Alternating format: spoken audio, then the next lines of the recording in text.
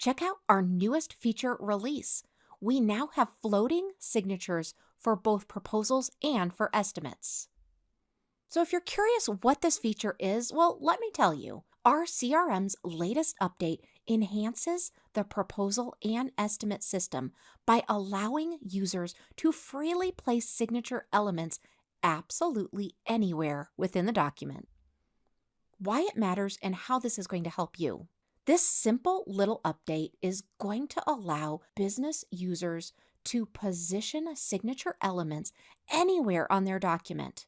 It's also going to allow you to place signature fields over background images, text, or any other element with colored distinctions for different signers to make it really easy and clear. This update directly responds to user feedback, which means we are listening and we are here to create the best system that we can create for our users. So first, let's go ahead and access proposals and estimates. To do that, you need to click on the left-hand navigation menu of payments. From there, you're going to go to the proposals and estimates when the upper navigation opens. Now go ahead and click on Plus New, and you're going to choose between an estimate or a proposal.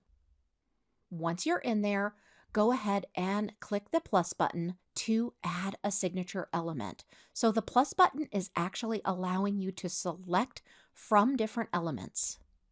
Once you click it, you'll see the elements open up. Go ahead and click on signature, and now just drag that over into the builder.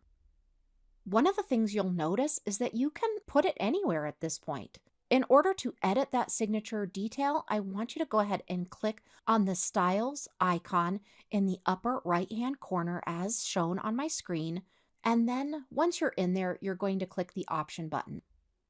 When you click that Option button, you're going to have the ability to add who is signing as well as change out your placeholder.